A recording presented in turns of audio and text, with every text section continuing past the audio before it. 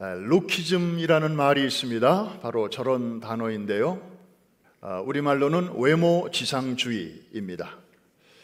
그 뜻을 알아보니까 외모가 개인 간의 우열뿐 아니라 인생의 성패까지 좌우한다고 믿어서 외모에 지나치게 집착하는 경향 또는 그런 사회적인 풍조를 말한다. 여러분, 한국에서 최근에 실시한 설문조사를 보니까 직장 생활에서 외모가 경쟁력이다 이렇게 생각하는 직장인이 자그만치 94%가 되었습니다. 이거 하나만 보더라도 왜 오늘날 대한민국이 전 세계 200개가 넘는 나라 중에서 인구 대비 성형수술률 1위 나라가 되었는지를 짐작할 수 있을 것입니다. 우리 교회에도 성형수술 하시는 의사 선생님이 장로님 중에 계십니다마는 여러분, 예뻐지려고 노력하는 것은 절대로 나쁜 일이 아닙니다. 자기 자신에 대한 투자요, 또 자기 관리입니다. 그리고 자기 자신을 사랑하는 방법 중에 하나이기도 합니다. 그런데 문제는 무엇이냐 하면 사실 외모는 그 사람이 가진 여러 특징 중에 하나일 뿐인데 그것이 마치 그 사람의 전부인 것처럼 그렇게 생각하는 개인, 또 그렇게 여기는 사회 분위기, 이것은 뭔가 잘못되었어도 많이 잘못된 것입니다. 오늘 우리는 외모 때문에 힘든 일도 많았지만 내면의 아름다움으로 또 신앙적인 그런 아름다움으로 그 위기를 잘 극복한 한 여인을 만나게 됩니다. 야곱의 첫 번째 부인인 바로 레아입니다. 한번 이 여인의 이름을 한번 같이 불러볼까요? 레아. 이 여인의 인생은 참 불행하게 시작이 되었습니다. 우선 외모가 좀 그랬습니다. 성경이 그녀의 외모에 대해서 뭐라고 말씀하고 있는지 17절 이렇게 기록하고 있습니다. 레아는 시력이 약하고 라헬은 곱고 아리따우니. 레아는 언니고 라헬은 동생입니다. 저 한 구절 때문에 한국의 크리스찬들은 레아에 대한 오해가 굉장히 커졌습니다. 원문에 충실하지 않은 한국어 번역입니다. 그래서 그런지 오늘날 딸을 낳으면, 그리고 손녀를 낳으면 우리 주변도 보면 라헬은 많아요. 영어로 레이첼. 그런데 레아는 별로 없어요. 별로 없어요. 눈을 씻고 찾아봐도 없어요. 주보를 봐도 레이첼은 많아요. 그런데 레아는 별로 없어요.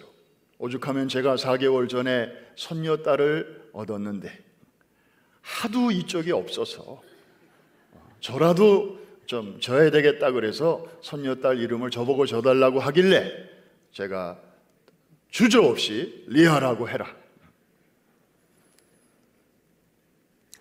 여러분, 원문에 충실한 영어 번역이 킹 제임스 버전입니다. 히브리어에 가장 가깝게 번역이 되었죠. 자, 킹 제임스 버전을 보면 Leah was tender-eyed, 아주 좋은 뜻입니다. 뭐 시력이 약하고 이런 부정적인 의미가 아니에요. Leah was tender-eyed, but Rachel was beautiful and well-favored. 그래서 라헬은 뭐 앞모습을 봐도 얼굴이 예뻤고 뒷모습을 봐도 몸매가 아름다웠다. 그런 여인이었지만 레아는 그냥 눈에 대해서만 얘기하고 있어요. 즉 동생보다 미모는 못하지만 아주 부드럽고 선한 눈을 가진 착한 심성을 가진 그런 여인으로 보는 것이 정확한 의미입니다. 뭐 못생겼다 이런 뜻이 아닙니다. 어쨌거나 이 야곱이라는 청년도 은근히 그 시대에 인물을 좀 봤던 것 같습니다. 그래서 두 자매가 있는데 한 집에 살고 있는데 그 집에서 일하게 되었으니 아침 저녁으로 볼 거 아닙니까? 그런데 그냥 마음이 예쁜 라헬에게로 이제 빼앗기고 말았다는 것이죠.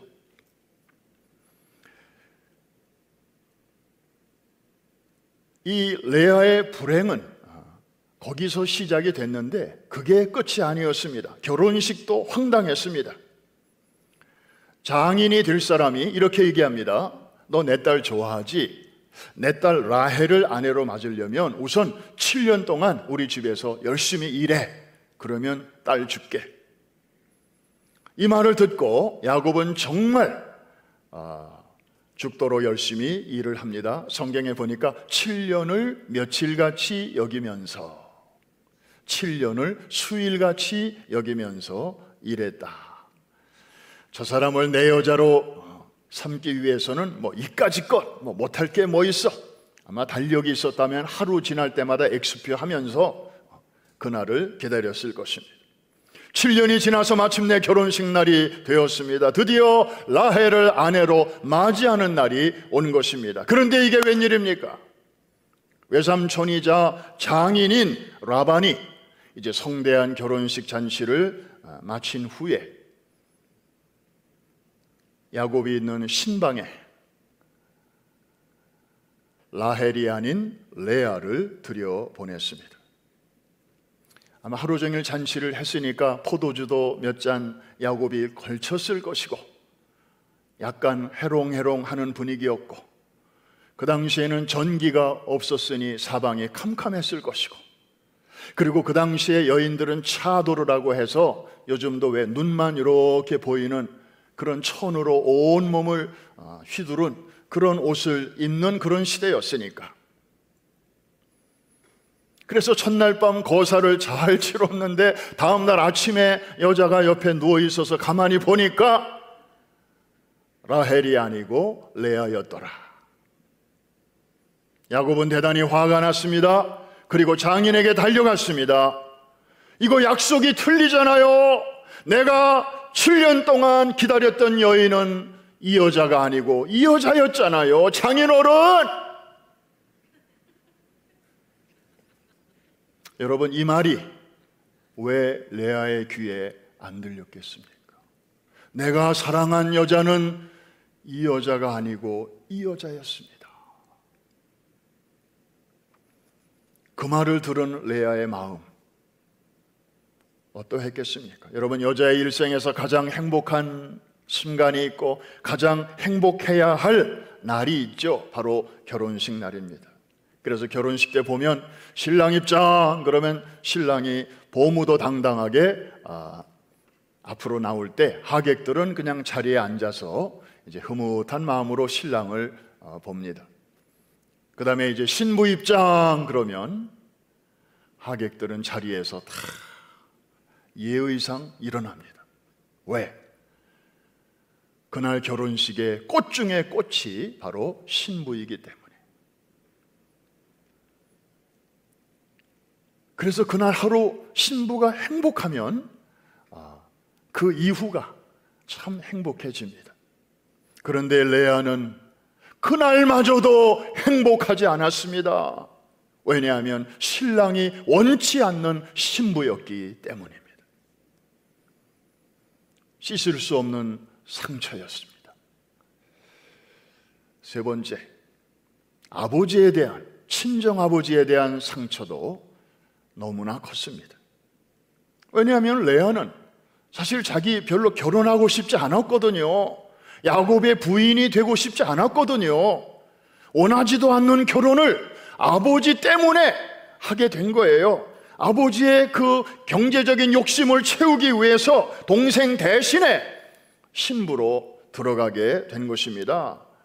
야곱에게 일을 시키고 그 대가로 돈을 주지 않고 자기를 지불한 거예요. 나를 이런 식으로 트레이드 하다니 정말 저분이 내 아버지 맞아? 아버지에 대한 그 상처 누가 보상해 주겠습니까? 결혼식도 황당했지만 그날 이후 결혼 생활은 더더욱 비참했습니다. 남편은 처음부터 동생을 사랑했지 자신에게는 좀처럼 마음을 주지 않았습니다. 오히려 이 남편이 장인에 대한 분노가 있잖아요. 자기를 속였으니까. 그런데 이 레아는 장인이 자기에게 보낸 와이프잖아요. 그러니까 장인에 대한 미움이 그대로 이 레아에게로 프로젝션, 투사가 되는 거예요. 장인이 미울수록 레아도 미운 거예요.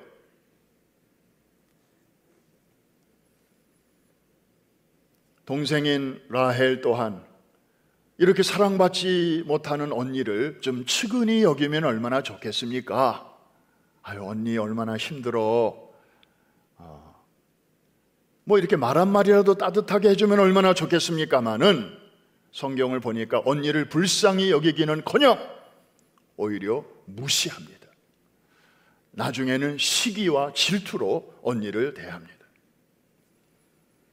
아마 레아는 행복해야 할 신혼 시절 그리고 그 이후의 결혼 생활 내내 남모르게 텐트 저 한쪽 구석에서 눈물 많이 흘렸을 것입니다. 그러나 여러분, 하나님은 참 공평하신 분이십니다. 그래서 자식을 낳지 못하는 동생 대신에 이 언니 레아는 자식을 많이 낳는 축복을 주셨습니다. 그리고 비록 언니 레아는 용모는 동생만 못했지만 동생이 감히 따라올 수 없는 내면의 아름다움 그리고 신앙의 아름다움을 간직하고 있었습니다. 이 라헬은 어떤 일이 생겼을 때 하나님께 물어보고 또 하나님께 이렇게 의지하는 그런 흔적이 별로 없어요. 오히려 우상 같은 거를 장롱에다가 이렇게 보관해 놓고 때마다 일마다 그걸 가지고 의지하고 그랬던 일이 있었지만 언니는 하나님 앞에 올곧은 신앙이 있었습니다. 그래서 네 아들을 쫙 낳기 시작하는데 그 아들들의 이름 속에 정말 남편의 사랑을 받고 싶은데 받지 못하는 그 여인의 슬픔과 함께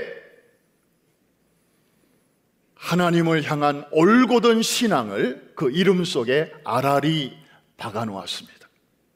자, 그 네 명의 아들들의 이름을 우리 한번 잠깐 보겠습니다. 먼저 32절, 레아가 임신하여 아들을 낳고 그 이름을 루벤이라 하여 이르되, 다 같이 여호와께서 나의 괴로움을 돌보셨으니 이제는 내 남편이 나를 사랑하리로다 하였더라. 저게 레아의 기대였습니다. 첫 아들을 낳아줬으니 이제는 남편이 나를 돌아볼 것이다. 그런데 아니었습니다. 아들은 기뻐했지만 여전히 남편의 마음은 라헬에게로 향해 있었습니다. 자, 이제 둘째 아들을 낳습니다. 33절입니다.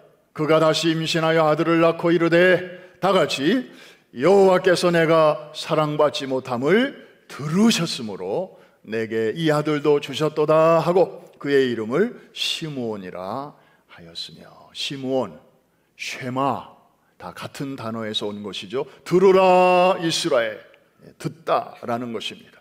하나님이 내 탄식을 들으셨다. 그래서 아들을 또 하나 주셨다. 그래서 시므온이라고 지었던 것이죠. 자, 둘째까지 낳아줬는데도 야곱의 마음은 여전히 냉랭했습니다.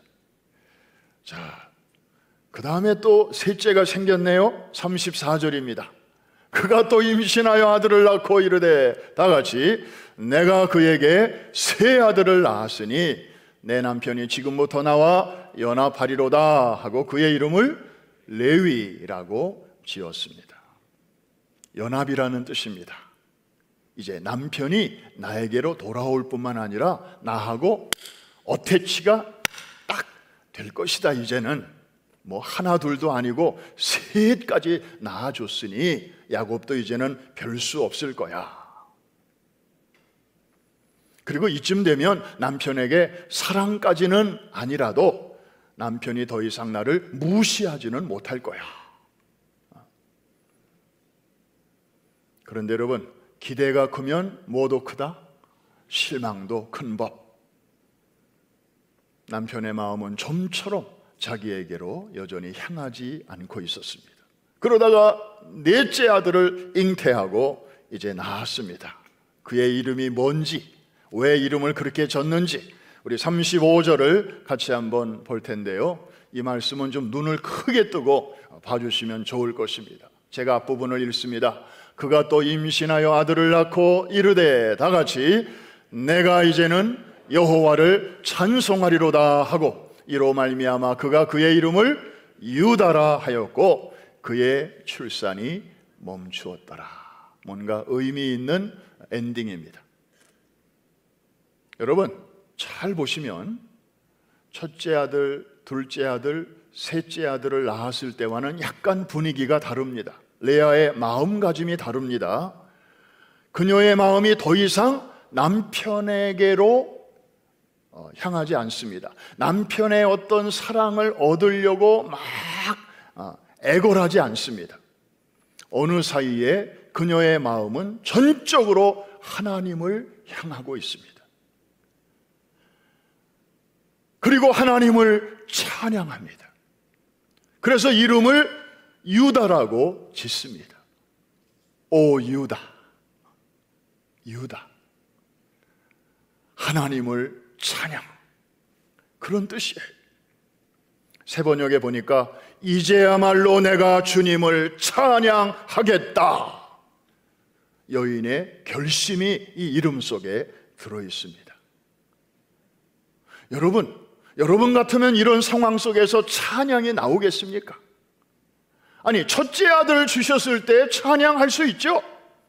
둘째 아들 주셨을 때도 찬양할 수 있죠. 셋째 아들 주셨을 때도 여전히 기대와 그리고 바람이 있으니까 하나님 꼭 남편의 마음을 제게로 돌아오게 해주세요. 제가 하나님 찬양합니다. 얼마든지 그렇게 할 수 있잖아요. 그런데 다 빗나갔습니다.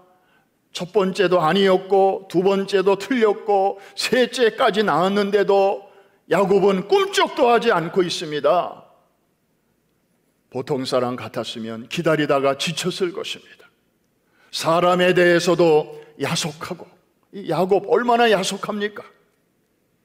지금 동생은 애를 하나 더 못 낳고 있는데 나는 애를 쑥쑥 이렇게 낳아주고 있는데도 잠자리만 가끔 자기와 같이 하지 마음은 동생에게로 향하고 있으니 얼마나 야속했겠습니까? 게다가 하나님한테는 얼마나 섭섭했겠냐고요. 하나님 도대체 이게 뭡니까? 나는 왜 이렇게 불행합니까? 아마 이쯤 되면 우리 같은 보통 사람 같았으면 에라 모르겠다, 될 대로 되라, 그 다음에 욕은 생략하겠습니다.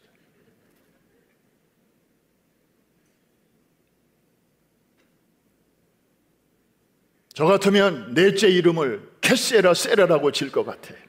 될 대로 되라.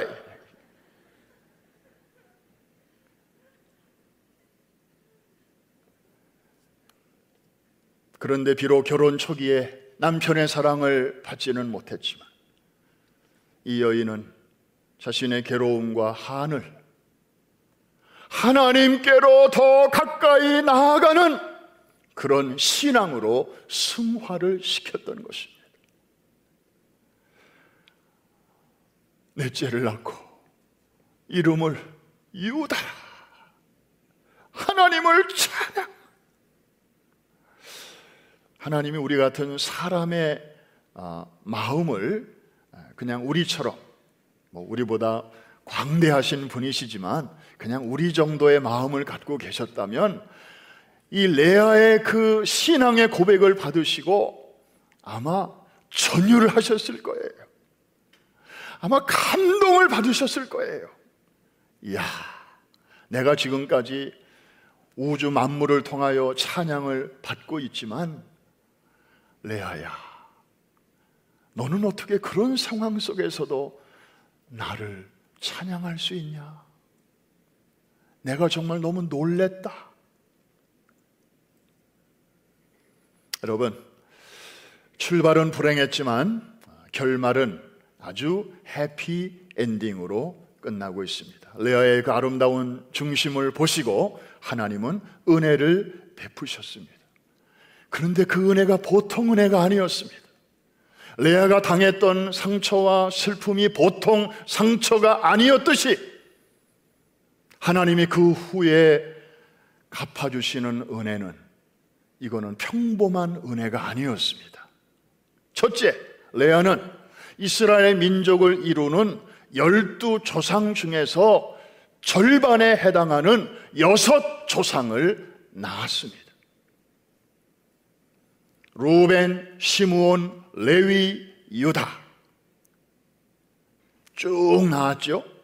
그 다음에 잠깐 쉬었다가 이사갈과 스불론까지 해서 6명을 낳았습니다. 여러분, 이 12아들이 나중에 12지파를 이루면서 그 12지파가 모여서 형성된 게 이스라엘 민족 아닙니까? 라헬도 아이를 둘 낳았습니다. 12명 중에 2명 이바지했습니다. 끝에서 둘, 요셉과 베냐민. 그런데 이 언니 레아는 12명 중에 절반, 6명을 낳은 것입니다. 그래서 이스라엘 역사를 보면 이 레아와 라헬 두 여인을 이스라엘의 집을 세운 위대한 여인으로 칭송하고 있는데, 그게 룻기에 나옵니다. 룻기 4장 11절. 저 말씀은 굉장히 중요한 말씀입니다. 보아스가 이제 룻을 아내로 맞아 결혼식을 할 때에 그 지역 베들레헴의 지역 유지들이 와가지고 하객으로 참석해서 이제 축복하는 말입니다. 한번 같이 한번 읽어보겠습니다. 시작. 성문에 있는 모든 백성과 장로들이 이르되 우리가 증인이 되나니 여호와께서 내 집에 들어가는 여인, 바로 룻을 얘기하는 것입니다. 내 집에 들어가는 여인으로 이스라엘의 집을 세운 라헬과 레아 두 사람과 같게 하시고 내가 에브라스에서 유력하고 베들레헴에서 유명하게 하시기를 원하노라. 이렇게 이제 축하의 메시지를 전하고 있는 것입니다. 저기 잘 보시면 두 여인의 이름이 나옵니다. 바로 라헬과 레아죠. 이스라엘의 집을 세운 두 여인이라고 이렇게 칭송하고 있습니다. 바로 그 내용이 그것입니다. 12지파의 조상 중에 라헬은 두 사람을 낳아주었고 레아는 무려 6명을 낳아준 것이죠. 그래서 그 두 여인 덕분에 오늘날과 같이 우리가 이스라엘 민족이, 그 집이 이렇게 세워지게 되었듯이, 보아스여, 오늘 당신이 룻을 아내로 맞이해서 결혼식을 하는데 우리가 지금 증인으로 참석하고 있지 않습니까? 이전에 두 여인을 통하여 이스라엘 집이 이렇게 든든하게 세워진 것처럼 당신 보아스와 룻 사이에서 태어나는 자손 가운데에서도 이스라엘의 역사에 중요한 축을 이루는 인물이 나오기를 우리가 간절히 축복합니다. 이런 내용입니다. 장로들의 축복은 그대로 성취되었습니다. 어떤 복이 어떻게 이루어졌는지 우리 신약으로 한번 넘어가 볼까요? 마태복음 1장 1절입니다. 다 잘 아시는 말씀이니까 같이 한번 읽습니다. 시작. 아브라함과 다윗의 자손 예수 그리스도의 계보라. 2절. 아브라함이 이삭을 낳고 이삭은 야곱을 낳고 야곱은 유다와 그의 형제들을 낳고. 참 이상하죠? 야곱의 첫째 아들은 루벤입니다. 둘째는 시므온이고요, 셋째는 레위고요, 넷째가 유다입니다. 그런데 저기에는 다른 형제들의 이름은 안 나오고 유다를 대표로 세우고 있습니다. 물어봅니다. 유다는 누가 낳았나요? 레아가 낳았나요? 라헬이 낳았나요? 레아가 낳았습니다. 야곱은 레아를 통해 유다와 그의 형제를 낳았고, 자 16절로 뛰어넘습니다. 드디어 누가 이 가문을 통해서 오시게 되었는가를 우리가 알 수 있습니다. 시작. 야곱은 마리아의 남편 요셉을 낳았으니 마리아에게서 그리스도라 칭하는 예수가 나시니라. 여러분, 종합하면 이런 얘기입니다.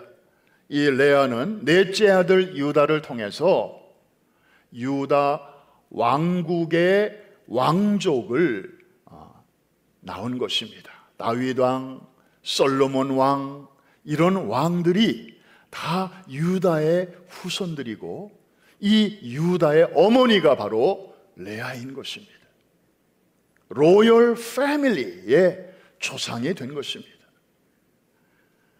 더 나아가 한나라의 그 로열 패밀리만이 아니라 만물을 다스리시고 주관하시는 메시아, 곧 예수 그리스도가 그 핏줄을 통해서 유다의 가문을 통해서 이 땅에 오시게 하는 통로로 쓰임을 받는 축복을 받은 것입니다. 할렐루야.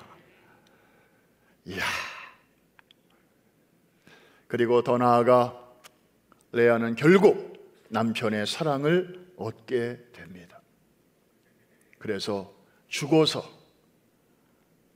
열조의 무덤에 남편과 함께 묻히는 영광을 누리게 됩니다.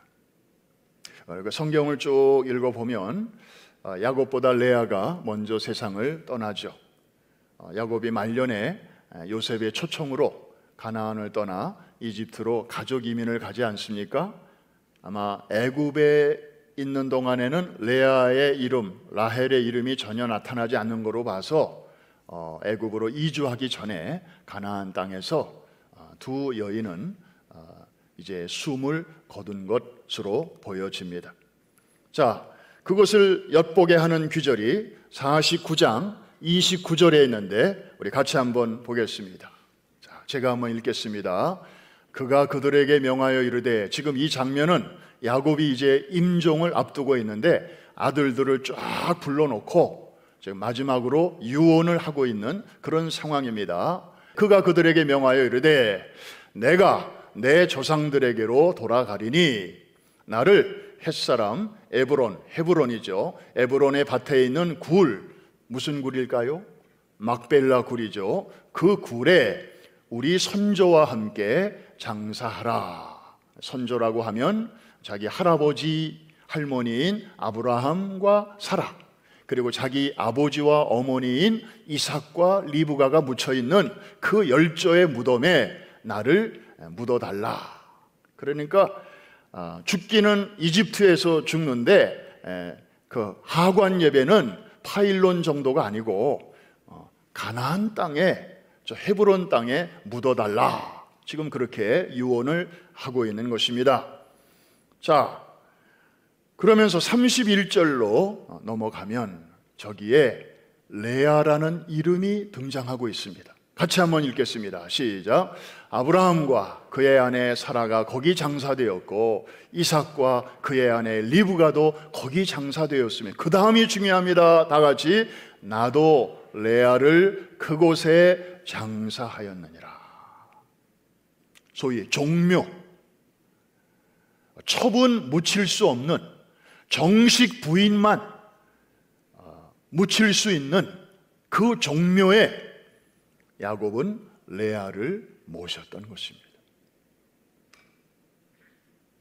젊었을 때는 야곱은 레아에게 마음을 주지 않았습니다. 그러나 나중에 야곱이 소위 철이 들은 모양입니다.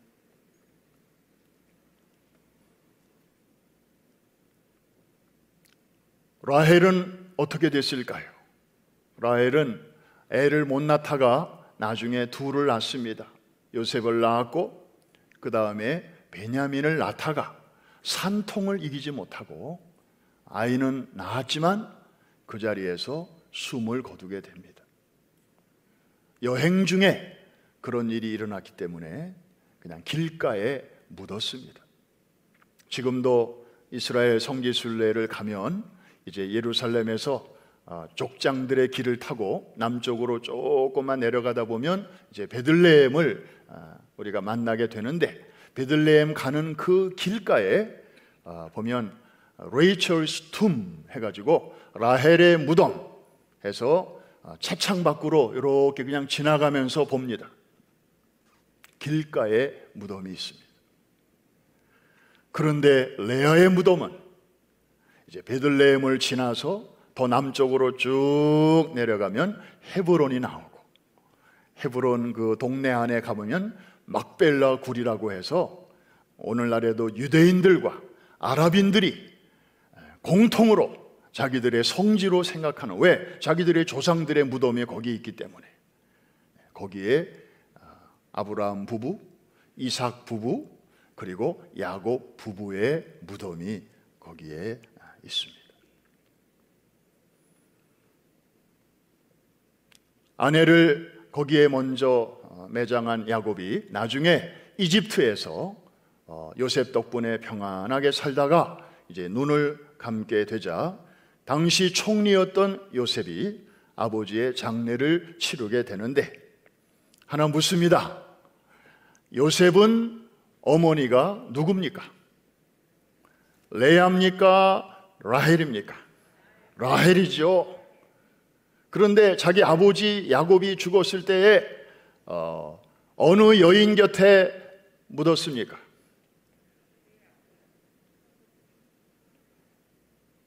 자기를 낳아준 어머니의 무덤에다가 안치시키지 않았습니다.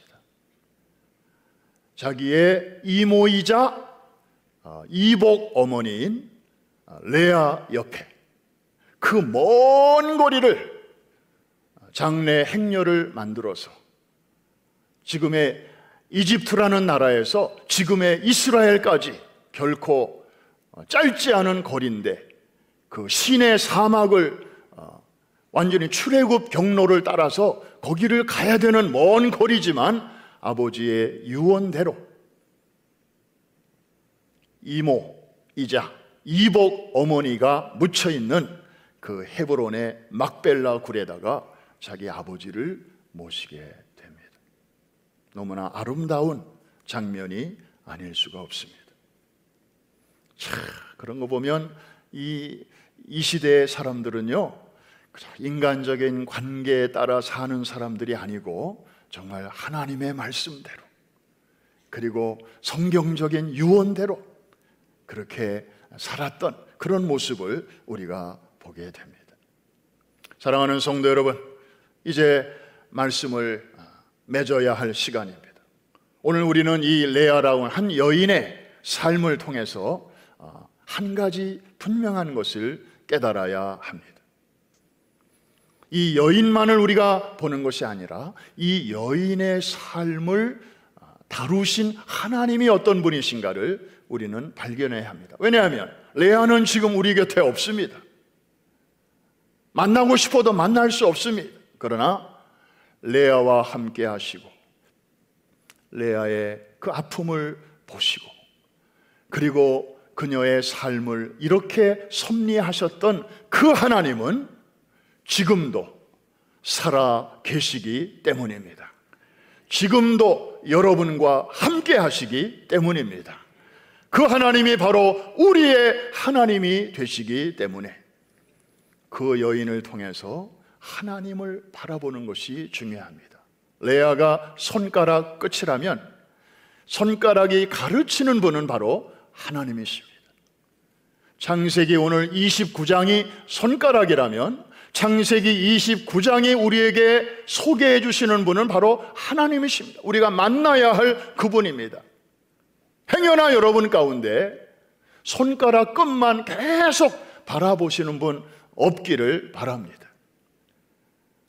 손가락은 아무리 봐도 달이 안 보여요. 저기 저 달 좀 봐요 하는데 손가락이 가르치는 저쪽을 봐야 달도 보이고 해도 보이고 하나님도 보이게 되는 것입니다.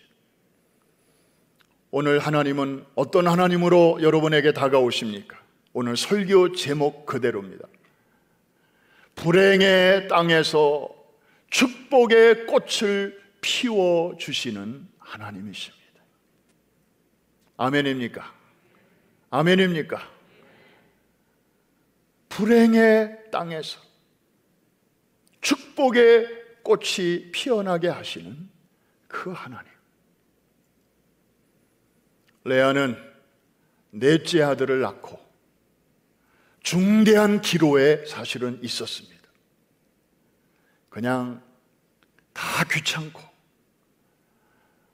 다 쓸데없고 에라 모르겠다, 인간적으로 그냥 털썩 주저앉든지 얼마든지 그럴 수 있었습니다. 그래도 뭐라고 할 사람 없었습니다. 왜? 그동안에 많이 참았으니까, 그동안에 할 만큼 기다렸으니까. 그런데 넷째 아들쯤 되면 뭔가 좀 달라질 줄 알았는데, 그러나 레아는 무너지지 않았습니다. 오히려 무너져야 할 시간에 전적으로 하나님을 바라보았습니다. 하나님을 찬양하기 시작합니다. 거기에 야곱의 자리는 없었습니다. 야곱이 이제는 나를 좀 바라보지 않겠나? 그래도 좀, 전혀 없습니다. 오히려 하나님을 내가 찬양하리로다. 신앙만이 거기서 빛나고 있습니다. 첫째 아들 가지고도 남편의 마음을 돌이키지 못했습니다. 둘째 가지고도 안 됐습니다. 셋째 가지고도 실패했습니다. 문제 해결이 안 됐습니다. 그런데 레아는 마지막에 인간적인 수단을 접고 하나님께 맡기고, 지금은 끝이 보이지 않지만 그래도 내가 아는 하나님은 모든 것이 합력하여 선을 이루어 주실 것이다. 그 하나님을 신뢰하고 손과 마음을 높이 들고, 이유다! 내가 하나님을 찬양하리로다. 하나님이 깜짝 놀라셨습니다. 하나님이 감동을 잡수셨습니다.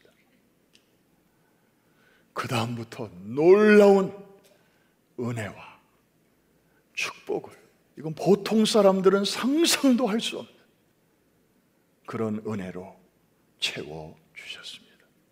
사랑하는 성도 여러분, 오늘 이 말씀을 들으시는 여러분의 심령과 여러분의 가정과 여러분의 범사 돌아보면 요즘 얼마나 힘든 일이 많습니까? 또 나는 왜 이렇게 불행하지? 우리 가정은 왜 출발점이 이럴까? 남들은 좀 금수저도 있고 은수저도 있고 그런데 우리 집은 왜 이럴까? 행여나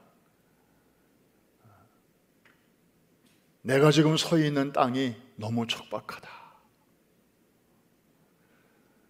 나도 옥토에 서 있더라면 정말 더 잘 될 수 있었을 텐데. 행여나 그런 생각을 갖고 계시는 분 이 자리에 계십니까? 잘 오셨습니다.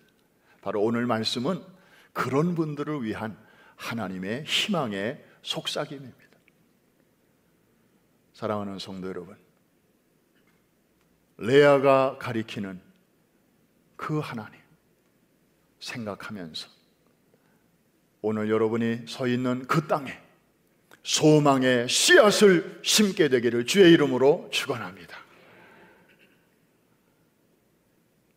하나님께서 여러분을 통해서 놀라운 행복의 열매, 축복의 열매를 거두실 줄로 믿습니다. 기도하겠습니다.